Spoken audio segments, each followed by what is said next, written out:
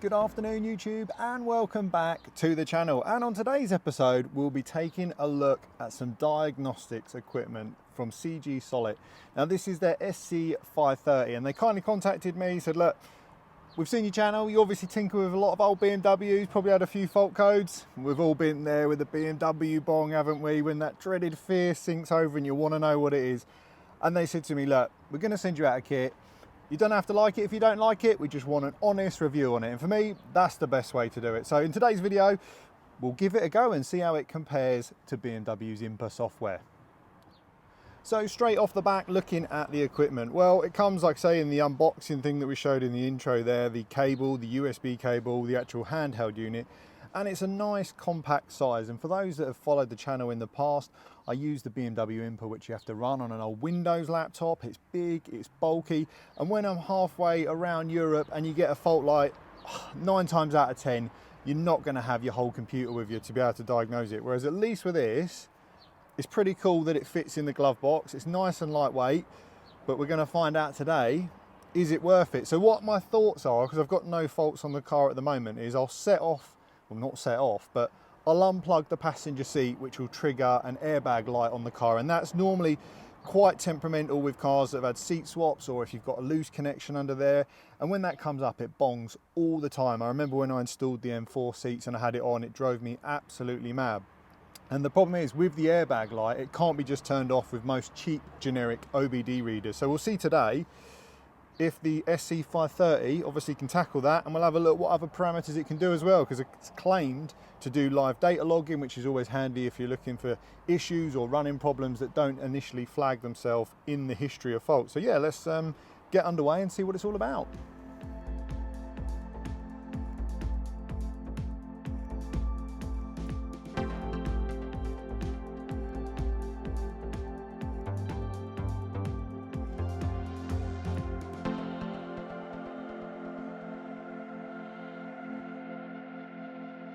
So once it's plugged in, it automatically powers itself up. Looks like we've got a generic OBD. Yeah, just very basic at the start, which I assume will just be like a normal plug-in one. Yeah, so no fault codes on the engine display, just monitors okay.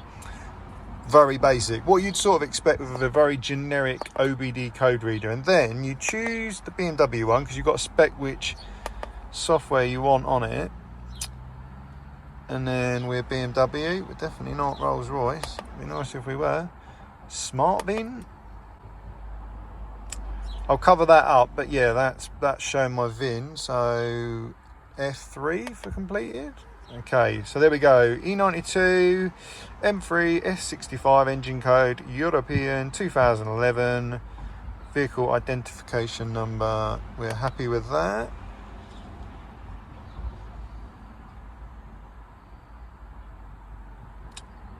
I need some, like, when you're waiting in an Indian restaurant, background music. Just while you're waiting for it to load. I would say it's not the fastest thing. But then again, by the time I've got the laptop out from 1999 and turned that on, that's also the following day before it actually decides to play any games. So in that terms, it's actually not bad. It may even be the old E92. I have noticed the speeds between the E46 and E92 when you plug into even the genuine BMW stuff, how much different it is. So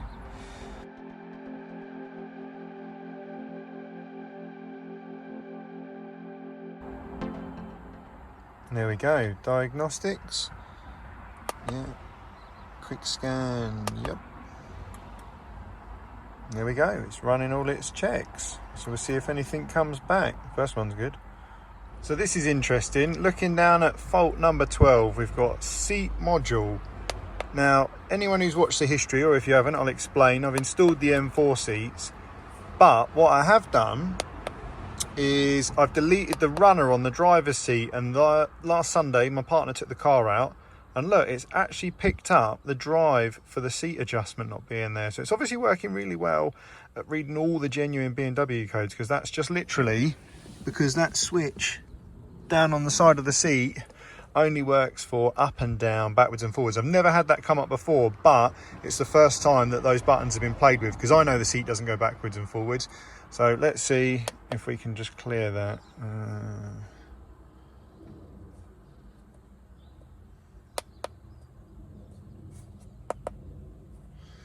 Clear codes, yes. Code's cleared. Free. And back. There we go, no fault, but I imagine if I touch that switch again, it's obviously going to send a signal to move the seat forward and backward, which it's not going to be able to do. But yeah, it's pretty cool. It looks like it's going right into the systems. You can certainly see a lot of stuff on there. So now for the real interesting one, where this video was actually supposed to be me setting up a failure, I've come across one that I think might explain an issue I've been having recently. So again, a bit of a background. If I leave the car for more than 10, probably about 7 days, I get the battery warning low, and I'd always put it down to obviously not using it a lot, not doing a lot of mileage, and I put it on the sort of power tender, stops it draining the battery. And I was surprised because my other cars, normally you can leave them for 3 weeks plus without an issue, whereas this is really not happy after about 10 days. I thought, well, as long as I drive it, I don't seem to get the issue. And as we're scrolling through the faults here, now we've cleared that seat one, there was one on, let's see if I can find it, there, comfort access, 4 faults. Yes.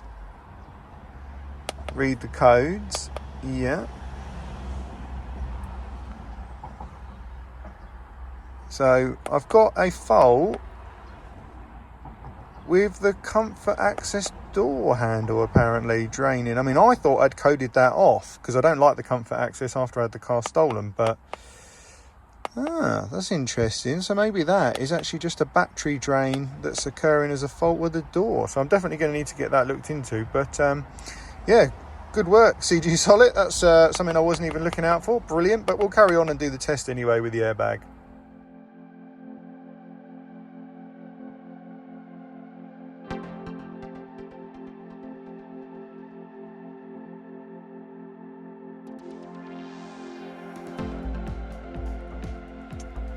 With the codes cleared, we should now go and have a quick look at the live data. So, control modules, probably should read the manual, but normal man fashion. Engine controls. It's pretty easy to navigate around. Live data.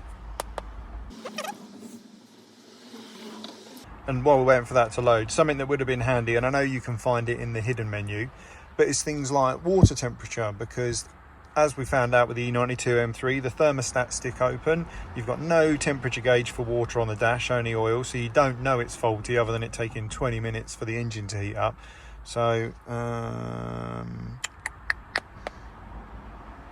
motor operating values, maybe? Oh, here we go. Coolant temperature, engine, yes. Okay. 51 degrees. So the car's been out. It's about 20, probably about 15 degrees out at the moment, but I went out about half an hour ago. So you can see it's reading their live data from the water temperature sensor. So if I was going out on a road test, for example, I could verify that the temperature was good on that, which is pretty cool. Go no on that. Deselect. I mean, there's not an amazing amount of stuff on there. I imagine this should be about the same temperature because of the standing heat in the engine bay.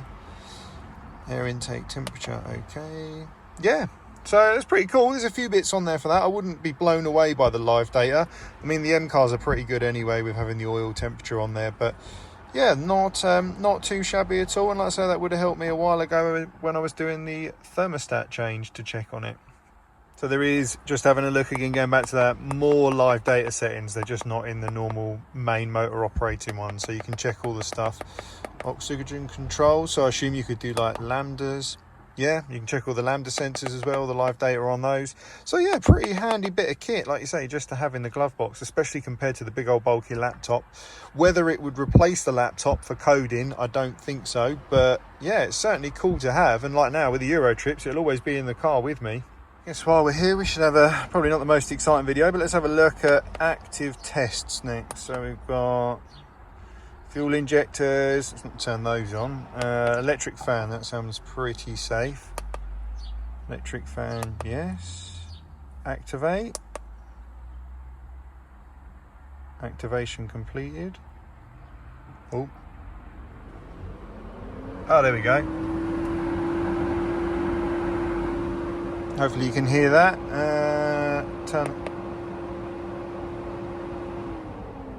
Okay, that's pretty cool. So you can check the systems and that. I mean, I think I'm going to need more time playing around with stuff, but yeah, it looks like there's certainly modules on here that you can play with in the BMW parameters that you definitely wouldn't get off of a generic OBD. So yeah, I'm actually, I was sort of expecting it to be a bit crap, to be honest with you, but it's actually pretty good. So yeah, nice result today. So for the next test, I'm going to raise the seat all the way up. And as I mentioned from that code earlier, my seat doesn't go backwards or forwards because the module's clicking, but I've got no runner there because it's sitting nice and low, but it does still go up. So let's send the seat all the way up, disconnect that cable underneath, and that should bring up a load of fault lights on the dash for the airbag, and we'll see if the CG can delete it.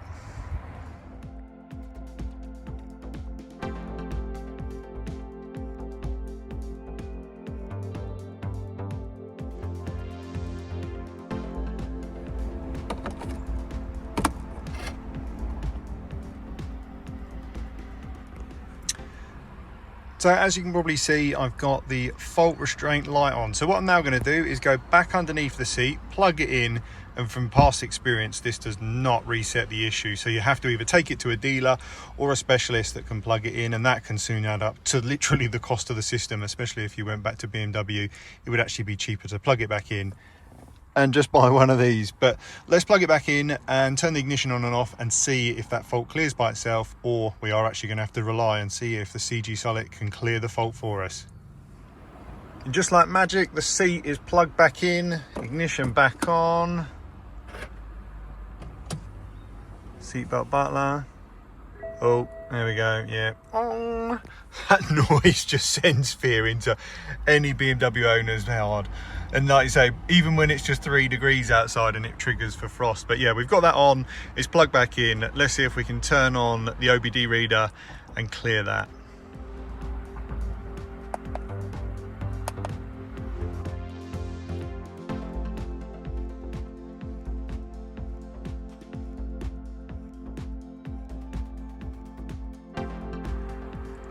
And there's the faults for the airbag, multi-restraint system, which is to do with the airbag. So obviously I touched that button again to move the seat up and down, which was fine. The forward and back one, it tried to do it, it didn't get a response, which is obviously because I've deleted the runner. And like I say, we've got 3 faults on the restraint system. So once that finish loads up, we'll go back to the restraint one, and fingers crossed we can just hit clear. So let's scroll down. We won't worry about the backwards and forwards one, that one, because I know I've done that. There we go, 3 faults. So that plug controls quite a lot of things on the seat. It's not just the airbag, it can be to do with, especially on the passenger side. But you see there, we've got the belt tensioner, so the seatbelt buckle's been triggered as unplugged, the side airbag, and the seatbelt catch restraint. So it's not happy that we've mucked about with that. So let's clear the codes, and with a bit of luck, that restraint fault will disappear. Whee! Just like that, code's cleared. Fault gone. So to summarise, would I recommend the CGSULIT?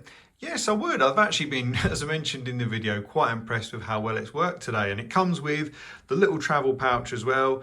Obviously the OBD cable, a USB cable for updates, the hand module, and I've resisted the temptation to peel off the protective film, and the owner's manual. And as I showed in today's video, I didn't even read the manual. I've had a quick look at it now, and to be honest with you, it's quite self-explanatory on how to use it, especially if you have a relatively good understanding of OBD readers in general, and obviously the sections that you want to get to on the sub ECUs. But yeah, really impressed with it. I'll put a link in the description for anyone who's interested in one. And I would like to say a thanks to CGSULIT for sending it out, because as mentioned, I wasn't expecting miracles with this thing today, but it actually does a lot more than I expected, with the added bonus of being able to just chuck it in the glove box, keep it in the car. And with always old BMWs, you're going to have fault lights, unfortunately. So yeah, thanks for watching. If you did, hit that like button, consider subscribing. Until the next one.